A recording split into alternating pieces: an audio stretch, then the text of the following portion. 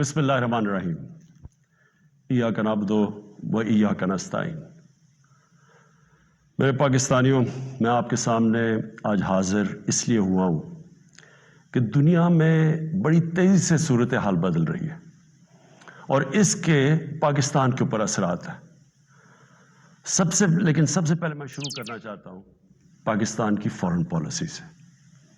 میں نے 2 دورے کیے، ایک چائنا کا اور ابھی رشیا کا، روس کا۔ تو میں جو آج آپ کے سامنے سب سے پہلے بات واضح کرنا چاہتا ہوں وہ یہ کہ میرے ماں باپ ایک غلام ہندوستان میں پیدا ہوئے تھے، اور جب بھی میں بڑا ہو رہا تھا انہوں نے یہ احساس دلوایا کہ میں کتنا خوش قسمت ہوں کہ میں ایک آزاد ملک میں پیدا ہوں۔ اور جب سے میں نے سیاست شروع کی، بلکہ اس سے پہلے بھی، میری ہمیشہ یہ خواہش تھی کہ پاکستان کی جو فارن پالیسی ہو وہ آزاد ہو۔ اب آزاد فارن پالیسی کا کیا مطلب ہے؟ آزاد فارن پالیسی کا مطلب یہ ہوتا ہے کہ ایک قوم اپنے لوگوں کے فائدے کے لیے فارن پالیسی بنائے، وہ فارن پالیسی نہ بنے جو کسی اور کا فائدہ کرے اور اپنے ملک کو نقصان پہنچا دے۔ اور میں آپ کو اس غلط فارن پالیسی کی مثال دینا چاہتا ہوں کہ جو ہم نے امریکہ کے ساتھ اس کی وار آن ٹیرر میں جب حصہ لیا، تو میں شروع سے کہتا گیا، میری پارلیمنٹ میں تقریریں ہیں کہ ہماری اس جنگ سے کوئی تعلق نہیں تھا، کوئی پاکستانی ملوث نہیں تھا۔ 9/11 میں ہمارا کوئی اس سے لینا دینا نہیں تھا۔ تو میں تب سے کہتا گیا کہ ہمیں اس میں شرکت نہیں کرنی چاہیے۔ ہم نے پہلے امریکہ کے ساتھ کی جنگ میں شرکت کی، سوویت یونین کے خلاف، جب وہ افغانستان میں جہاد میں شرکت کی، اور پھر 10 سال کے بعد جب پھر شرکت کی 9/11 کے بعد امریکہ کے ساتھ اس کی جنگ میں، تو جب ہم تب شرکت کر رہے تھے کہ جہاد تھی کہ افغانستان میں کوئی فورن آکوپیشن ہوئی تو اس کے خلاف جہاد ہے، لیکن اب جب امریکہ افغانستان میں آ گیا تو اس کے خلاف دہشت گردی تھی۔ اس پالیسی کے میں شروع سے خلاف تھا، اور بدقسمتی سے یہ فارن پالیسی پاکستانیوں کے فائدے کے لیے نہیں کی گئی۔ اس کی وجہ سے 80,000 پاکستانیوں کی شہادتیں ہوئیں، ہمارے 35 لاکھ لوگوں کی نقل مکانی ہوئی، قبائلی علاقہ تباہ ہوا، ہمیں $150 ارب سے زیادہ ملک کو نقصان ہوا۔ لیکن جو اس کی سب سے شرمناک بات کیا تھی کہ دنیا کی تاریخ میں پہلی دفعہ ایک ملک کسی کی حمایت میں جنگ لڑ رہا ہے اور وہ ملک اسی ملک کے اوپر بمباری کر رہا ہے۔ ہمارے ملک میں 400 سے زیادہ ڈرون اٹیکس کیے گئے، ہمارے ہی دوست کہ جس کے لیے ہم جنگ لڑ رہے تھے۔ اس سے بھی زیادہ شرمناک چیز کیا ہے کہ ملٹری ڈکٹیٹرز تو ہمیشہ تاریخ ہے پاکستان کی کہ وہ ہمیشہ چاہتے ہیں کہ دنیا ان کو ایکسیپٹ کرے، ان کو مانے، ان کو لیجٹمائز کرے، اور وہ ہمیشہ آسان ہوتے ہیں سپر پاورز کے لیے استعمال کرنا۔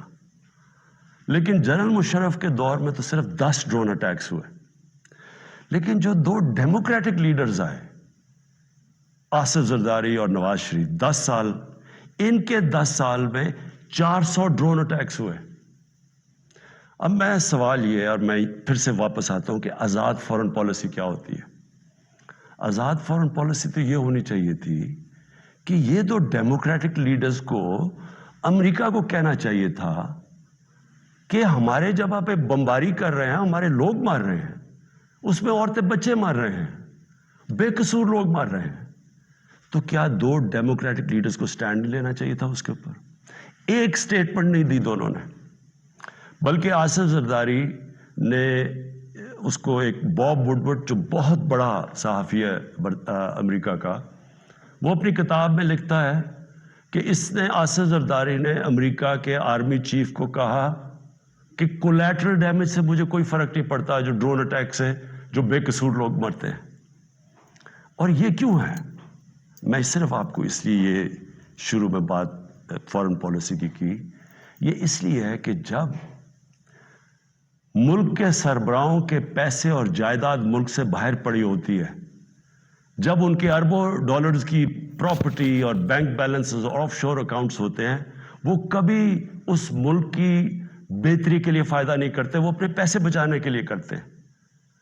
اور آج روس کے جو بڑے بڑے بزنس مین، جن کو اولیگارکس کہتے ہیں، جن کے پیسے پڑے ہوئے ہیں لنڈن اور جن کی پراپرٹیز ہیں وہاں، آج جب سے یہ جنگ شروع ہوئی ہے انہوں نے سب فریز کرنے شروع کر دیے، ضبط کرنے شروع کر دیے جو ان کے پیسے پڑے ہوئے ہیں، ان کے بزنس مین کے پیسے پڑے ہوئے ہیں مغربی بینکس میں اور مغربی کیپٹلز میں۔ تو اس لیے ہمارے ملک کی پالیسی آزاد ہو ہی نہیں سکتی۔ اور میں اپنی قوم کو آج کہنا چاہتا ہوں، آپ جب ووٹ ڈالیں تو یہ سمجھ جائیں کہ اگر اس ملک میں آپ آزاد فارن پالیسی چاہتے ہیں تو کبھی اس پارٹی کو ووٹ نہ ڈالیں جن کے سربراہ کے پیسے اور دولت اور جائیداد ملک سے باہر پڑی ہیں، وہ کبھی آزاد فارن پالیسی نہیں بنائیں گے۔ میں نے جتنے بھی دورے کیے، 2 چین کے بڑے امپورٹنٹ دورے تھے، اللہ کا کرم ہے کہ ہمارے ملک کو بھی عزت ملی اور پاکستان کے لیے انشاءاللہ وقت ثابت کرے گا۔ بڑے زبردست ہم نے دونوں جگہ بات چیت کی، خاص طور پہ چین پہ۔ جو روس میں ہم نے جانا تھا، اس لیے ہم نے جانا تھا کہ ہم نے 20 لاکھ ٹن گندم امپورٹ کرنی ہے روس سے۔ اور دوسری چیز، جو روس ایک ایسا ملک ہے جس میں میرے خیال میں دنیا کی 30% گیس ہے، تو آگے جس طرح پاکستان کی گیس کم ہو رہی ہے، ہم نے انشاءاللہ ان سے ہم نے جو معاہدے کیے ہیں کہ ان سے ہم گیس امپورٹ کریں گے۔ اور چین کے سامنے ابھی تھوڑی دیر کے بعد انشاءاللہ اس قوم کے سامنے آ جائے گا کہ جس طرح کے چین کے ساتھ ہمارے معاہدے ہوئے ہیں، اور خاص طور پہ سی پیک کا جو دوسرا فیز ہے۔ اب دوسری بات صرف میں نے مختصر کرنی تھی، اس سے پہلے میں جو ملک کے مسائل کے ہم نے حل سوچے، میں نے اور میری ٹیم نے، وہ آپ کے سامنے رکھوں گا۔ لیکن دوسری چیز ایک متنازع ایشو بنا ہوا ہے، اس کے اوپر تھوڑا شور مچا ہوا ہے کہ جی آزادی صحافت کے اوپر پابندی لگائی جا رہی ہے اور لوگوں کے منہ بند کیے جا رہے ہیں۔ میں پہلے آپ کو ایک چیز واضح کر دوں، پیکا لا، آپ سب کو یہ بتا دوں کہ یہ 2016 میں بنا تھا، اس میں صرف ہم ترمیم کر رہے ہیں۔ جو سربراہ ملک کا جس نے کرپشن نہیں کی، جو ملک کا سربراہ ملک کے قانون نہیں توڑتا، اس کو کبھی آزاد صحافت سے، میڈیا سے کوئی خطرہ نہیں ہے۔ آج آپ اٹھا کے دیکھ لیں پاکستان کے اخبار، میڈیا دیکھ لیں، تقریباً 70% خبریں ہمارے خلاف ہیں، ہمیں ان سے کوئی فرق نہیں پڑتا۔ لیکن یہ قانون کسی وجہ سے لے کے آئے ہیں، اس کی وجہ یہ ہے کہ پاکستان میں سوشل میڈیا کے اوپر اس طرح کا گند آ رہا ہے، اس طرح کی چیزیں آ رہی ہیں، چائلڈ پورنوگرافی آ رہی ہے، یعنی جو ہمارے اسلامک ویلیوز کی خلاف ورزی، ہمارے چھوڑے دنیا میں کسی بھی مہذب معاشرے میں اس طرح کی چیزیں نہیں آتی جو اب ہمارے سوشل میڈیا پہ آ رہی ہیں۔ میرے پاس ریکارڈ ہے اس وقت کہ 94,000 کیسز پڑے ہوئے ہیں FIA کے پاس، جس کے اندر گھر کی عورتوں کو تنگ کیا ہوا ہے، ان کے خلاف، اور لوگوں کے گھر اجڑ رہے ہیں کیونکہ گند اچھال رہا ہے، فیک نیوز آ رہی ہے، تصویریں گندی دی جا رہی ہیں۔ ابھی تک صرف 38 کیسز کا فیصلہ ہوا ہے 94,000 کیسز میں سے۔ عام لوگوں کو تو چھوڑیں، پرائم منسٹر ایک ملک کو چھوڑیں کہ عمران خان ہے یا کوئی بھی ہے، اس کو بھی نہیں بخشا جا رہا۔ ایک صحافی نے 3 سال پہلے لکھا کہ جی عمران خان کی بیوی گھر سے چھوڑ کے چلی گئی ہیں، اور جی عمران خان نے کوئی غلط غیر قانونی کام کیا بنی گالہ میں نے عدالت میں کیس کیا۔ 3 سال ہو گئے ہیں، پرائم منسٹر کو ابھی تک کوئی انصاف نہیں مل رہا۔ وہی پھر سے صحافی لکھتا ہے اب پھر کہ جی ان کی بیوی گھر چھوڑ کے چلی گئی ہیں۔ ملک کا پرائم منسٹر اگر اس سے یہ ہو سکتا ہے، اس طرح کا اس کے خلاف وہ عورتیں جن کا کوئی سیاست سے تعلق نہیں ہے، تو سوچیں باقی لوگوں کا یہاں کیا ہوگا. یہی صحافی جب اس نے نواز شریف کے دوسرے دور میں اس کے کرپشن پہ لکھا تھا, اس کو 3 دن اس نے بند کر کے ڈنڈے مارے تھے.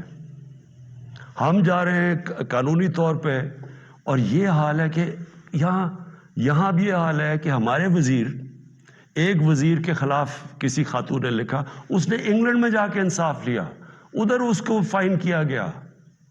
اب مراد سعید کے خلاف بات ہے, مراد سعید سوچ رہے ہیں انگلینڈ میں قانون لے جا کے کیس کرنا. شوکت خانم کے اوپر ایک میڈیا ہاؤس جنگ گروپ, انہوں نے شوکت خانم کے اوپر لکھا کہ شوکت خانم کا جو پیسہ ہے وہ تحریک انصاف کو جا رہا ہے. اتنی بھی زحمت نہیں کی کہ کم از کم شوکت خانم سے پوچھ تو لیتے, ان کا ورژن تو لے لیتے کہ کیسے چیک جو شوکت خانم ہے وہ تحریک انصاف کے اوپر جا رہا ہے. اب شوکت خانم پہلے ہی ایک نون لیگ نے, حنیف عباسی نے شوکت خانم کے اوپر اسی طرح کہا تھا کہ پیسہ چوری ہو رہا ہے. وہ کیس 10 سال ہو گئے ہیں, وہ لوور کورٹ سے جیت چکی ہے شوکت خانم, 10 سال کے بعد بھی انصاف نہیں. تو اب شوکت خانم انگلینڈ میں جدھر رجسٹرڈ چیریٹی ہے اور امریکہ میں ادھر کیس کرنے جا رہی ہے اسی جنگ گروپ کے اوپر. تو کہنے کا میرا مقصد یہ ہے کہ یہ تو دنیا میں کہیں بھی نہیں ہوتا. آزادی صحافت کے نام پہ یا مافیاز بیٹھ کے بلیک میل کر رہے ہیں, ان کے ایجنڈے کچھ اور ہیں, یا ایسے صحافی بیٹھے ہیں جو پیسے لے کے یہ سارے گند اچھال رہے ہیں, بلیک میل کر رہے ہیں گورنمنٹ کے اوپر. میں نے آپ کو کہا کہ ساری زندگی میں نے تنقید دیکھی ہے, میں کرکٹ کیپٹن سے مجھے تنقید ہوتی تھی, میں نے سارے مغرب میں دیکھا ہوا ہے کہ کیا ہے. انگلینڈ کے اندر جدھر سے ہم نے جمہوریت کے ویلیوز لے کے آئے ہیں, میں نے انگلینڈ میں ایک کیس لڑا ہے, یہ جو ہرجانے کا کیس, سب سے بڑا ان کا کھلاڑی تھا جس کا میرا کیس ہوا تھا. مجھے پتا ہے کہ کبھی بھی کسی کی جرت نہیں ہو سکتی, جو یہاں چیزیں جس طرح کی غیر ذمہ دارانہ چیزیں یہاں آتی ہیں, کسی کی جرت نہیں ہو سکتی کہ یہی جا کے آپ کسی اور جمہوریت کے اندر کریں. تو میں یہ صرف اس لیے کہہ رہا ہوں کہ یہ اس ملک کے لیے اتنا ضروری ہے. مجھے اتنے لوگ کال کرتے ہیں, مائیں کال کرتی ہیں, میسیجز دیتی ہیں کہ کس طرح کے حالات ہو گئے ہیں, کیونکہ کوئی پوچھنے والا نہیں ہے. تو اس کے اوپر میں نے صرف یہ کلیئر کرنا تھا کہ اس کا کوئی آزادی صحافت سے تعلق نہیں ہے. جو اچھے صحافی ہیں وہ خوش ہوں گے کہ فیک نیوز ختم ہو, وہ تو ان کی تو کریڈیبلٹی ہوتی ہے کہ صحیح اور اچھی صحافت تو ایک اثاثہ ایک معاشرے کا. ان کی جو تنقید ہوتی ہے وہ ہمارے پرائم منسٹر وزیروں کو آگاہ رکھتی ہے کہ ہم نے کیا کرنا ہے, ہم کیا غلطیاں کر رہے ہیں.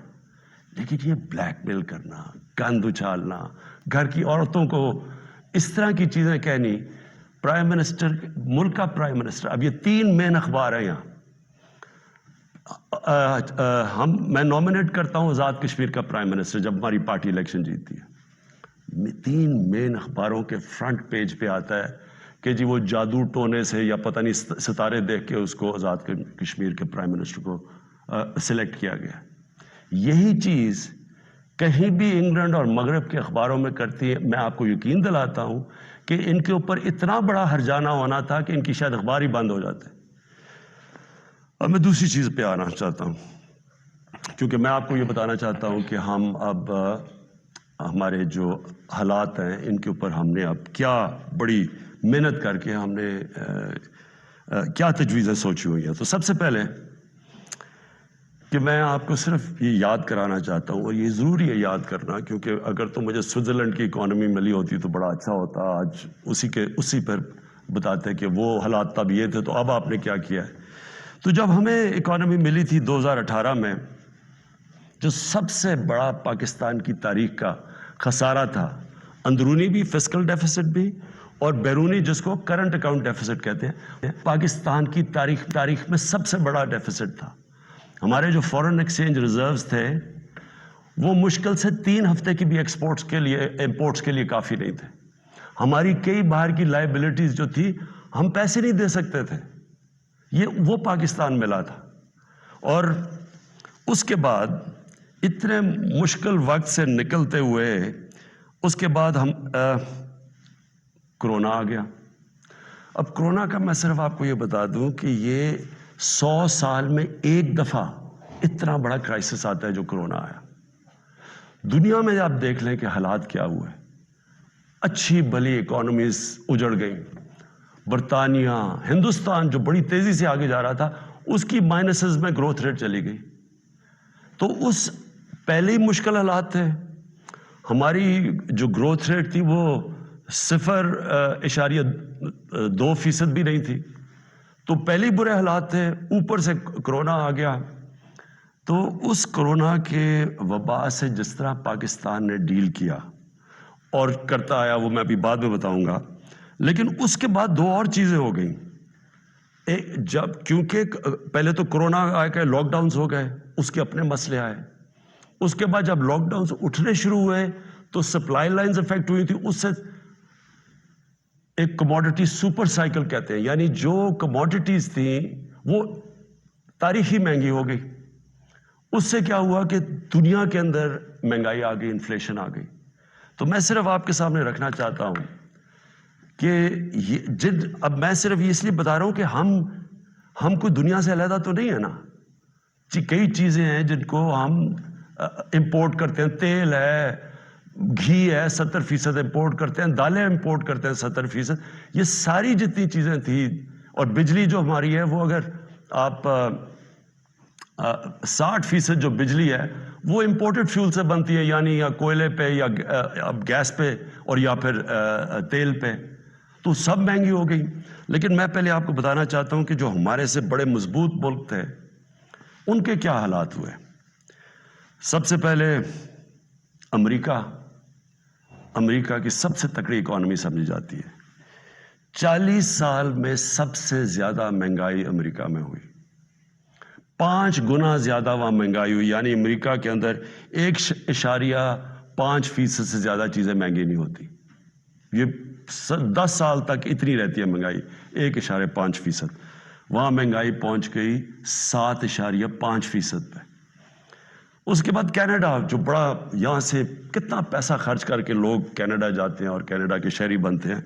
30 سال میں سب سے زیادہ مہنگائی کینیڈا میں آئی. اس کے بعد برطانیہ، 30 سال میں 1992 کے بعد سب سے زیادہ مہنگائی وہاں آئی. ترکی میں 20 سال میں سب سے زیادہ مہنگائی آئی. اور میں صرف کیونکہ ہمیں سب سے زیادہ شور مچایا جاتا ہے کہ جی بڑی مہنگائی آ گئی، ہمیں گورنمنٹ کو ہٹا دو کیونکہ اتنی مہنگائی آ گئی. اب یہ میں نے جو آپ کے سامنے یہ فگرز رکھ رہا ہوں، یہ ذرا آپ کیونکہ سارے آپ چیک کر سکتے ہیں. آپ تو بڑا یہ زمانہ بدل گیا ہے، موبائل فون آپ کی جیب میں ہے. گوگل کریں کہ یہ میں ٹھیک کہہ رہا ہوں یا نہیں کہہ رہا، تو آپ کو پتہ چل جائے گا. اب ذرا یہ سنیں، پیپلز پارٹی کی پہلے دور میں 71 سے لے کے 77 تک 13.9% اوسط مہنگائی ہوئی اس دور. پیپلز پارٹی کے دوسرے دور میں 88 سے لے کے 2 سال ان کی حکومت چلی، 8.3% مہنگائی ہوئی. پھر ان کے پیپلز پارٹی کے تیسرے دور میں 94 سے لے کے 96 تک 11.6% مہنگائی ہوئی.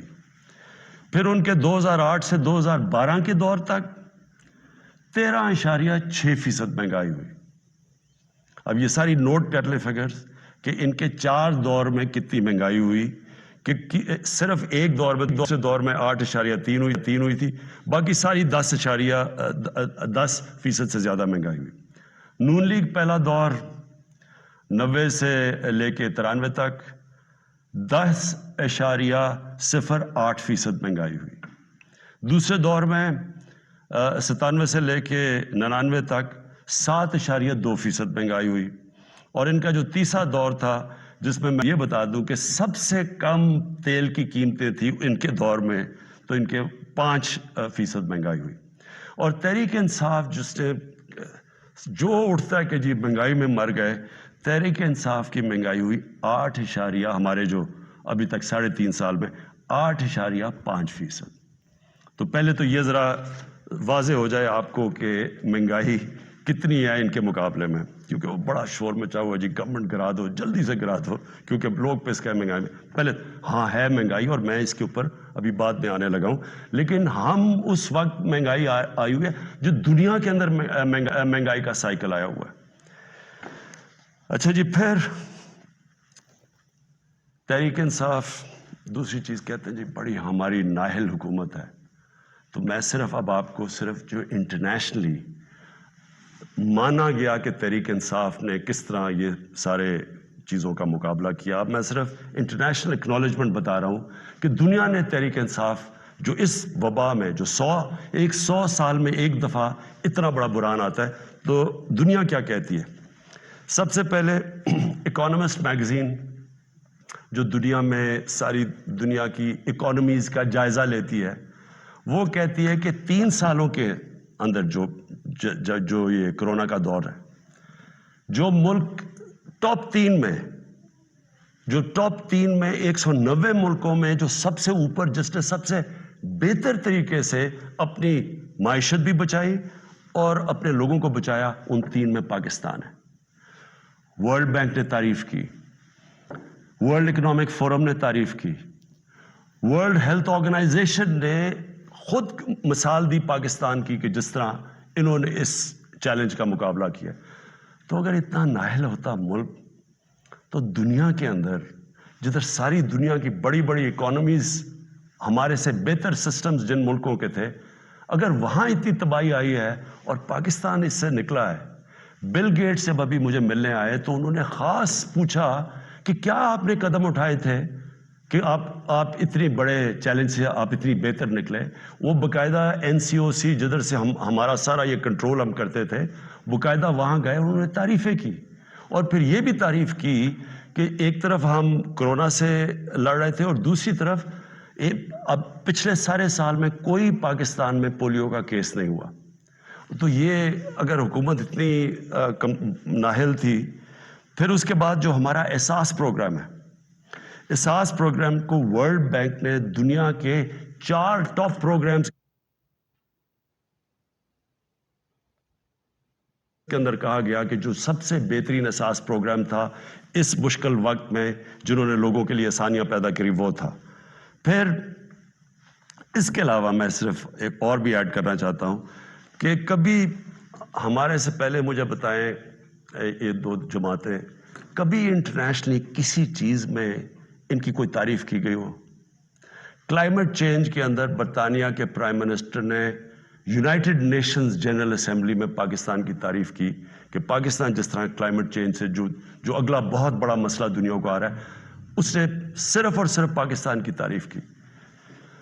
اچھا جی، اس کے بعد میں جو آپ کے سامنے جو ابھی چیزیں لے کے آ رہا ہوں کہ ہم نے کرنا کیا ہے تاکہ آپ سب، میری ساری قوم تیار ہو جائے اس کے لیے.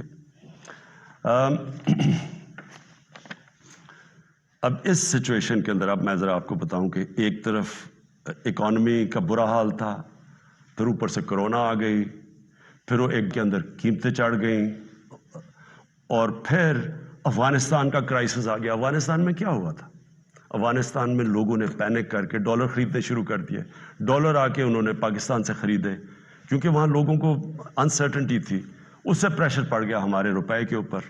اور اس کے بعد وہ بھی میں بعد میں ہوں کہ اب یوکرین آ گیا، لیکن اس سے پہلے اب سوچیں کہ اس ساری چیز میں پاکستان نے اس مشکل وقت میں پاکستان کی جو اکانومی تھی، جو ہماری دولت میں اضافہ ہو، جو گروتھ ریٹ تھی، اور وہ ورلڈ بینک ویریفائی کر رہا ہے، وہ 5.6% تھی. 5.6% نون لیگ کے آخری سال میں تھی، جب انہوں نے خسارہ کر کے، قرضے لے کے اور بڑے خسارے کر کے، جب انہوں نے جو ان کی بیسٹ 5ویں سال میں تھی، وہ تیسرے سال میں تحریک انصاف کے 5.6% تھی. یہ ہم نہیں کہہ رہے، یہ ورلڈ بینک نے ویریفائی کی ہے. اس کے علاوہ کیا ہوا؟ پاکستان کی دولتوں میں یہ کیسے اتنی زیادہ ہماری گروتھ ریٹ بنی؟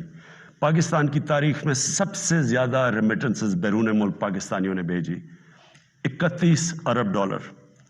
یہ تقریباً 10 ارب ڈالر زیادہ تھی جو کہ ہمارے سے پہلے ریمیٹنس بھیجتے تھے. پاکستان کی تاریخ کی سب سے زیادہ ایکسپورٹس کی گئی.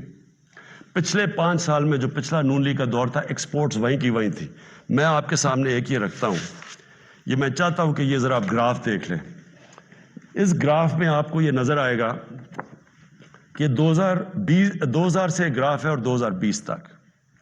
اس گراف کے اندر آپ دیکھیں گے کہ یہ روانڈا اسی دور میں کدھر سے کدھر چلا گیا، ویتنام اس دور میں کدھر سے کدھر چلا گیا، چائنا اس کدھر گیا، ہندوستان کدھر گیا، بنگلہ دیش کدھر گیا، اور پاکستان سب سے نیچے. یعنی ہماری ایکسپورٹس بڑھی نہیں، اور جب تک ایکسپورٹس نہ بڑھیں وہ ملک آگے بڑھ ہی نہیں سکتا. تو ہم نے، مجھے اور فخر ہے اس چیز پہ کہ 38 ارب ڈالر کی پاکستان کی تاریخ میں سب سے زیادہ ہم نے ایکسپورٹس کی، ان سارے چیلنجز کے باوجود. پھر ہماری جو ٹیکس کلیکشن ہے، کوئی سوچ بھی نہیں سکتا تھا کہ جب لاک ڈاؤنز ہوئے ہوں اور اکانومی سلو ہوئی ہو، اس دور میں پاکستان کی جو ٹیکس کلیکشن ہے وہ 6000 ارب روپے سے زیادہ ہوئی. ریکارڈ ہے پاکستان کی تاریخ میں، اور یہ گروتھ تھی 31% ہماری ٹیکس کلیکشن کی گروتھ ہوئی. اور پھر سے میں ریپیٹ کرتا ہوں، یہ ساری جتنے بھی میں اعداد و شمار آپ کو دے رہا ہوں اپنے موبائل فون کے اوپر، یہ سب چیک کر سکتے ہیں. پھر جو 4 بڑی پاکستان کی فصلیں تھیں،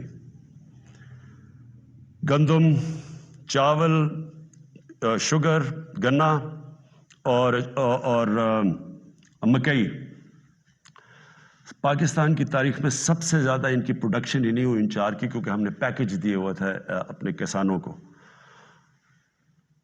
قیمت بھی سب سے زیادہ ملی. تو صرف کسانوں کے پاس پہلی دفعہ 1100 ارب روپیہ اضافی پیسہ گیا کسانوں کے پاس.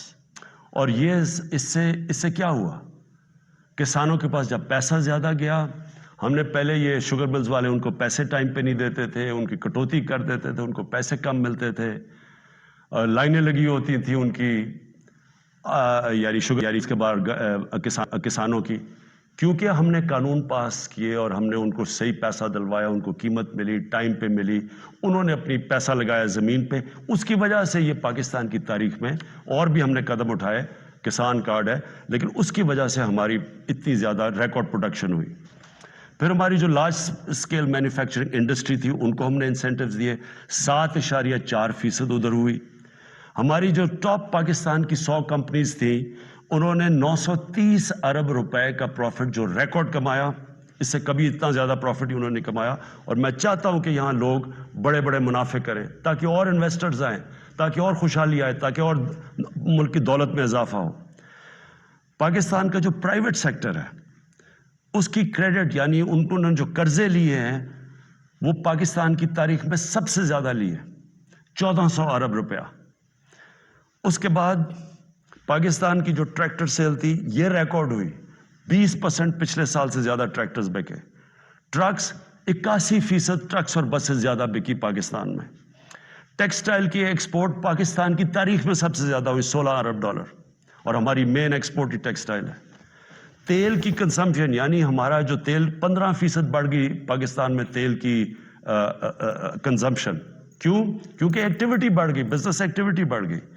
کنسٹرکشن سیکٹر کے اندر، کیونکہ ہم نے کنسٹرکشن سیکٹر کو اٹھایا تھا سب سے پہلے، اس میں 1500 ارب روپیہ کنسٹرکشن سیکٹر کے اندر گیا. اور جس کی وجہ سے آپ نے دیکھا کہ جو ہمارے روزگار، لوگوں کا روزگار بھی بڑھا. اور پھر جو ہمارا فورن ایکسچینج تھا، جو ہمیں سب سے کم فورن ایکسچینج ریزروز رہ گئے تھے، ہمارے 23.2 ارب ڈالر کے فورن ایکسچینج ریزرو، تقریباً پاکستان کی تاریخ میں سب سے زیادہ ہمارے فورن ایکسچینج ریزروز ہیں. لیکن ہم نے یہ فیصلہ کیا، میرے پاکستانیوں، ہم نے یہ فیصلہ کیا کہ ہم یہ سمجھ رہے تھے کہ یہ جو ایک دم قیمتیں اوپر گئی ہیں تیل کی اور کموڈیٹیز کی دنیا کے اندر، تو ہم یہ سمجھ رہے تھے کہ اب نیچے آنی شروع ہو جائیں گی. لیکن جو یوکرین کے اندر ہو رہا ہے اور یہ جو جنگ ہوئی ہے، تو اب مجھے خوف ہے کہ یہ، اور ہم نے آپس میں ڈسکس کیا کہ ابھی قیمتیں باہر نیچے نہیں آئیں گی، کیونکہ یہ سب کو پتہ ہے کہ جیسے یہ ہوتی ہے جنگ تو تیل کی قیمت بھی اوپر، اور پھر 30% دنیا کی گیس وہاں سے آتی ہے، گیس کی بھی قیمت اور اوپر چلی جائے گی. اور گندم، ہم نے جو روس کو کہا ہوا کہ ہمیں 20 لاکھ گندم چاہیے، تو گندم کی ابھی قیمت اوپر چلی گئی ہے. تو ہم نے ایک فیصلہ کیا، ہم نے یہ فیصلہ کیا کہ ہم اس ملک میں جو سب سے بڑا مسئلہ ہے اس وقت وہ ہے تیل کا، پیٹرول اور ڈیزل کا. اور ان کی اگر قیمتیں اور اوپر چلی گئیں تو لوگوں کے اوپر اور بوجھ پڑ جائے گا. لیکن میں آج آپ کو یہ بتا دوں کہ پاکستان میں جو آج بھی پٹرول اور ڈیزل کی قیمتیں ہیں, یہ نوٹ کر لیں. جب اپوزیشن والے یہ کہتے ہیں کہ جی اوہو بڑا مہنگا ہو گیا پٹرول اور ڈیزل, کبھی مجھے ذرا یہ بتائیں کہ وہ ان کے پاس اس کا کیا حال ہے. ہمیں باہر سے امپورٹ کرنا پڑتا ہے, تیل اوپر چلا جائے ہم اس کے بعد کیا کریں؟ یعنی اگر ان کے پاس کوئی حل ہے تو ہمیں بتا دیں, کیونکہ اس وقت بھی پاکستان دنیا کے 190 ملکوں میں سے 25ویں نمبر پہ ہے جدھر ابھی بھی ہمارا تیل اور پٹرول اور ڈیزل سب سے کم بک رہا ہے. میں آپ کو ذرا بتا دوں کہ ترکی میں اس وقت ہمارا پاکستان میں 160 روپے لیٹر ہے, ہندوستان میں 260 روپے لیٹر ہے, بنگلہ دیش میں 185 روپے لیٹر ہے, ترکی میں 200 روپے لیٹر ہے. اور اگر ہم 70 ارب روپے کی ہر مہینے سبسڈی دیتے ہیں, یعنی گورنمنٹ سبسڈائز کرتی ہے, اگر ہم یہ نہ کریں 70 ارب روپے کا, تو آج پاکستان کے اندر پٹرول ہو 220 روپے لیٹر کا. میرے پاس اوگرا کی سمری آئی, انہوں نے کہا کہ 10 روپے زیادہ آپ کو 1 لیٹر پٹرول اور ڈیزل بڑھانا پڑے گا, کیونکہ دنیا میں تیل مہنگا ہو چکا ہے. تو میں آج آپ کے سامنے بڑی خوشخبری یہ سنانا چاہتا ہوں کہ بجائے 10 روپے بڑھانے کے ہم نے فیصلہ کیا ہے کہ 10 روپے پٹرول اور ڈیزل کو آج ہم کم کر رہے ہیں. اب پھر سے میں آپ کو بتاؤں کہ بجلی 60% امپورٹڈ فیول سے بنتی ہے, جو میں آپ کو پہلے بتا چکا ہوں. جیسی باہر گنی ہوتی ہے, کوئلہ مہنگا ہوتا ہے, تیل مہنگا ہوتا ہے, تو یہاں ہمارا جس کو کہتے ہیں فیول ایڈجسٹمنٹ چارج وہ بن جاتا ہے, ہماری بھی چیزیں اوپر چلی جاتی ہیں. ہم نے یہ بھی فیصلہ کیا کہ ہم اپنے لوگوں کو اب اس سے بچائیں گے. اگر ڈیمز بنا لیتے پہلے تو پاکستان کو تو بڑی سستی بجلی ملتی تھی, کیونکہ پانی سے جو بجلی بنانی ہے وہ ہمارے لیے, ہمیں تو کوئی فرق ہی نہیں پڑتا کہ باہر مہنگائی ہو یا نہ ہو. لیکن کوئی ڈیمز نہیں بنائی, 50 سالوں میں پاکستان میں کوئی ڈیمز نہیں بنی. ہم 10 ڈیمز بنا رہے ہیں پاکستان میں, اور انشاءاللہ اگلے 5 سے 10 سالوں کے اندر یہ ساری ڈیمز آ جائیں گی, اور اس سے انشاءاللہ ہمیں اگر باہر قیمتیں بھی بڑھیں گی تو انشاءاللہ ہم بچ جائیں گے اس سے. تو میں بجلی کا اب ہم نے فیصلہ کیا ہے کہ 5 روپے یونٹ ہم بجلی کم کر رہے ہیں. 5 روپے یونٹ بجلی کم کرنے کا مطلب کہ 20% سے 50% آپ کے بجلی کے بل کم ہوں گے. اور یہ بھی ہم اس کے لیے سبسڈی اور بڑی محنت سے اور جگہ سے ہم نے سبسڈی نکالی ہے. اور میں یہ کیونکہ سب سے بڑا مسئلہ لوگوں کو ہوتا ہے بجلی اور پٹرول اور ڈیزل, اس کی وجہ سے ساری چیزیں مہنگی ہو جاتی ہیں. تو ہم نے یہ فیصلہ کیا کہ ہم اگلے بجٹ تک ان 2 چیزوں کے اوپر ہم اب کوئی اضافہ بھی نہیں کریں گے, اور اس سے پہلے ہم نے یہ ان کو کم بھی کر دیا. 5 روپے یونٹ بجلی اور 10 روپے بلکہ 20 روپے پورا بنتا ہے پٹرول اور ڈیزل کا. پھر ہم نے احساس پروگرام کیا, جو نچلے طبقے کے اوپر جو ہم 12,000 روپے دیتے تھے, جو 80 لاکھ خاندان کو ہم دیتے ہیں, اس کو ہم نے 12,000 سے 14,000 پہ کر دیا. پھر ہم نے ایک اور کام کیا نوجوانوں کے لیے, جو گریجویٹس ہیں, جس نے BA کی ہوئی ہے, جس کے پاس نوکری نہیں ہے, ہم نے فیصلہ کیا کہ ہم ان کو انٹرنشپ دلوائیں گے. 30,000 روپے جو بھی گریجویٹ ہوگا اس کو کہیں انٹرنشپ دلوائیں گے تاکہ ان کو کم از کم کوئی پیسہ ملے. پھر ہم نے اسکالرشپس کا, میں آپ کو بتا دوں, 26 لاکھ ہم نے اسکالرشپس ہم صوبے جو ہمارے نیچے صوبے ہیں اور جو سینٹر ہے, اور اس کے اوپر 38 ارب روپیہ ہم خرچ کر رہے ہیں. یہ اب پرائم منسٹر کے جو پورٹل ہے اس کے اوپر اب سارا کنٹرول ہوگا. سارے میرٹ کے اوپر ہم خود چیک کریں گے, پوری کمیٹی بنائی ہوئی ہے اکیڈمکس کی, میرٹ پہ ملیں گے, اور کوئی بھی کسی کو مسئلہ ہوگا وہ اس پورٹل کے اوپر آئے گا. لیکن پھر اب جو IT سیکٹر جو فیوچر ہے ہمارے نوجوانوں کا, جس طرف دنیا جا رہی ہے ٹیکنالوجی کی ریولوشن, یہ ذرا آپ سنیں. IT سیکٹر کے لیے اس میں IT کمپنیز بھی ہیں اور فری لانسرز بھی ہیں. پہلی چیز, ان کو 100% ہم نے ٹیکس معاف کر دیا. پھر سے سن لیں, IT سیکٹر کے اوپر چاہے وہ کمپنیز ہیں یا فری لانسرز ہیں, 100% ان کو ہم نے ٹیکس پہ چھوٹ دے دی. دوسری چیز, فورن ایکسچینج. اب تک ان کا ہم نے کوئی کنڈیشنز لگائی ہوئی تھی کہ اتنا فورن ایکسچینج آپ کو پاکستان میں رکھنا ہے. ہم نے مکمل طور پہ 100% فورن ایکسچینج پہ ان کو چھوٹ دے دی ہے کہ یہ چاہے کوئی اس کے اوپر ریسٹرکشن نہیں ہے, باہر لے جائیں اندر لے آئیں, 100% اب فورن ایکسچینج کی موومنٹ ان کے ہاتھ میں ہے, یعنی ہم نے ریسٹرکشن ساری ختم کر دی ہے. اور تیسری چیز, جو سٹارٹ اپس ہیں, جو بھی آئی ٹی کی سٹارٹ اپس ہیں, ان کو 100% ہم نے کیپٹل گینز ٹیکس سے ختم کر دیا, یعنی ان کا ٹیکس ختم کر دیا سارے سٹارٹ اپس کا, جو کیپٹل گینز ٹیکس ہے. اس کے بعد انڈسٹریل پالیسی. اب یہ بھی پہلے ہم نے کنسٹرکشن پالیسی لے کے آئے تھے جس کی وجہ سے کنسٹرکشن میں پاکستان میں اٹھ گیا. اب ہم لے کے آ رہے ہیں آپ کے لیے انڈسٹریل پالیسی. انڈسٹریل پالیسی میں ہم کیا کر رہے ہیں کہ جو بھی انڈسٹری لگائے گا, جو بھی پیسے لگائے گا انڈسٹری کے اندر, اس سے کوئی سوال نہیں پوچھے جائیں گے. یہ ہم نے کنسٹرکشن میں بھی شروع میں یہ کیا تھا. اور جو سکھ انڈسٹری ہے اس کی ریوائول کے لیے ہم آپ کے سامنے پورا پروگرام ہے. ان کے لیے ٹیکس کی چھوٹ دیں گے ان کو. اس کے ساتھ انشاءاللہ کل میں لاہور کے اندر آپ کو پورا انڈسٹریل پالیسی کا پورا پیکج دے دوں گا. اور پھر تیسری چیز, جو اوورسیز پاکستانیز ہیں, جب بھی وہ پاکستان کی انڈسٹری میں انویسٹ کریں گے یا وہ پاکستان کے انڈسٹریلسٹ کے ساتھ جوائنٹ وینچر کریں گے, ان کو 5 سال کا ٹیکس ہالیڈے ہم نے کر دیا, 5 سال تک کوئی ٹیکس نہیں دیں گے. پھر ہمارا کامیاب پاکستان پروگرام ہے.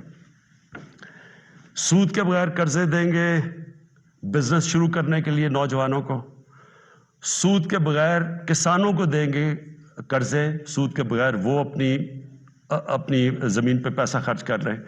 اور پھر سستا سبسڈائز, بالکل جو غریب لوگ اپنا گھر بنانا چاہتے ہیں ان کو بالکل سستا قرضہ دیں گے.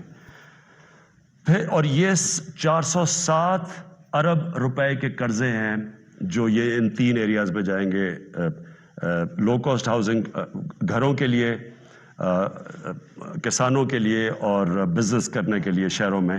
407 ارب کے قرضے یہ اگلے 2 سال میں ہم دیں گے. پھر آخری 2 چیزیں ہم نے, مجھے بڑا فخر ہے کہ ہم نے بڑی مشکلوں سے پاکستان میں بینکوں کو راضی کیا, ان کے لیے ان کے سارے جو آسانیاں پیدا کی, سبسڈائز کیا کہ بینکس چھوٹے لوگوں کو قرضے دیں. ابھی تک تنخواہ دار لوگ وہ ابھی تک ان کو بینک قرضے نہیں دیتے تھے. کمزور یعنی جو مزدور ہوتے ہیں, ویلڈر ہوتے ہیں, وہ کام کرنے والے, ان کی سوچ بھی نہیں سکتے اپنے لیے گھر بنانا. بڑی ہمیں 1 سال لگایا, ہم نے پوری ان کے لیے آسانیاں پیدا کی, گورنمنٹ نے سبسڈائز کیے قرضے, آسانیاں پیدا کی تاکہ اگر ایک آدمی اپنے گھر میں جو ایک کرائے کا گھر لیتا ہے, جو کرائے کے اوپر پیسے دیتا ہے, اسی پیسوں کی وہ قسطیں بن جائے اور اس کا اپنا گھر ہو جائے. تو مجھے بڑی خوشی یہ ہے کہ بینکوں نے اب تک اس میں 150 ارب روپے کے لو انکم غریب لوگوں کی جن کی آمدنی نہیں ہے ان کو دے چکے ہیں اپروولز, جس میں 50 ارب روپیہ ان گھروں کے لیے دے چکے ہیں, یعنی وہ کام شروع ہو گیا, گھر بننے شروع ہو گئے. اور آخر میں صحت کارڈ میں, مجھے سب سے زیادہ فخر یہ ہے کہ ہمارے جو صوبائی چیف منسٹرز تھے ان سب کو میں نے آگاہ کیا کہ یہ سب سے بڑی نعمت ہے ایک غریب گھرانے کے لیے کہ اس کے پاس ہیلتھ انشورنس ہو. جب بھی وہ ایک کوئی گھر میں بیماری ہو تو ان کو یہ خوف نہ ہو کہ ہم ہاسپٹل میں جا کے اپنا علاج نہیں کروا سکیں گے. اور پھر وہ کئی دفعہ گورنمنٹ ہاسپٹلز میں جاتے ہیں تو وہاں ڈاکٹرز نہیں ہوتے, اور خاص طور پہ دیہاتوں کے اندر ڈسٹرکٹس میں ڈاکٹرز نہیں ہوتی, نرسز نہیں ہوتی, اور وہ سارے شہروں میں آتے ہیں, دھکے کھاتے ہیں. یہ جو صحت کارڈ ہے یہ پاکستان کی تاریخ میں نہیں, یہ شاید ڈیولپنگ ورلڈ میں بھی, بلکہ ڈیولپڈ ورلڈ میں بھی اس طرح کا کہ آپ نے ہر گھرانے کو, ہر جو ہمارے صوبے ہیں سندھ کے علاوہ, کیونکہ پروونشل گورنمنٹس اس کا پیسہ دے رہی ہیں, ہر گھرانے کے لیے ہم انشاءاللہ مارچ کے آخر تک پنجاب میں ہر گھرانے کے پاس صحت کارڈ ہوگا. ہر خاندان 10 لاکھ روپے تک کسی بھی ہسپتال میں جا کے علاج کروا سکتا ہے. یہ ضروری ہے سمجھنا, پہلے تو ہوتا تھا گورنمنٹ ہاسپٹل, اب وہ پرائیویٹ ہاسپٹل میں جا کے علاج کروا سکتا ہے. اور ہر گھرانے کے پاس یہ صحت کارڈ ہوگا، اور انشاءاللہ یہ پورا ایک ہیلتھ سسٹم بن رہا ہے پاکستان میں۔ ابھی سے چھوٹے چھوٹے ہاسپٹل دیہاتوں میں جانا شروع ہو گئے ہیں، کیونکہ دیہاتوں میں ہمارے گورنمنٹ ہاسپٹل میں ڈاکٹرز نہیں ہوتے کئی دفعہ، تو پرائیویٹ سیکٹر جانا شروع ہو گیا۔ اور میری یہ خواہش تھی کہ پاکستان میں ایک پورا جال بچ ہے ہاسپٹلز کا، تو گورنمنٹ کے پاس تو کبھی بھی اتنا پیسہ نہیں آنا تھا، تو اب پرائیویٹ سیکٹر کے لوگ خود جائیں گے، کیونکہ اب ہیلتھ کارڈ ہوگا، غریب سے غریب گھرانے کے پاس بھی ہیلتھ کارڈ ہوگا، اور اگر ان کو گھر میں کوئی بیماری ہو وہ جا کے پرائیویٹ ہاسپٹل میں بھی اپنا علاج کروا سکتے ہیں۔ یہ میں سمجھتا ہوں کہ ہم نے جو ہماری 3.5 سال کی حکومت ہے، یہ سب سے بڑا کام ہے، کیونکہ جب کوئی گھر میں ایک بیماری ہو اور آپ کے پاس پیسہ نہ ہو تو اس سے زیادہ ایک خاندان کی بے بسی کا عالم نہیں ہوتا۔ میں آخر میں آپ کے سامنے، اپنی قوم کے سامنے یہ کہنا چاہتا ہوں کہ مجھے پتہ ہے یہ مشکل حالات ہیں، مجھے پتہ ہے کہ ہم نے یہ جو 3.5 سال گزارے ہیں، کبھی ایک مشکل سے نکلتے تھے، پھر دوسری مشکل، کبھی پلوامہ ہو گیا تو کبھی کرونا ہو گیا، اور اس کے بعد پھر مسئلے، اور اب یوکرین کا مسئلہ آ گیا۔ لیکن یہ میں آج آپ کو کہتا ہوں کہ سارا وقت میری اور میری حکومت صرف ایک چیز سوچتی ہے کہ ہم آپ کے اوپر کس طرح یہ جو آپ کے اوپر بوجھ پڑا ہوا ہے یہ ہم کیسے کم کر سکتے ہیں، اور انشاءاللہ یہ جب ہم اس سے نکلیں گے، اور جس طرح ماشاءاللہ ہمارا ملک صحیح راستے پہ چل پڑا ہے، اکانومی صحیح راستے پہ چل پڑی ہے، بلومبرگ ویسے میگزین جو کہ دنیا کی اکانومیز کا جائزہ لیتی ہے، اور پھر IMF جس نے ابھی رپورٹ میں کہا ہے کہ پاکستان کی جو گروتھ ہے، جو ان کی دولت میں اضافہ ہے جو ہوتا جا رہا ہے، وہ اب یہ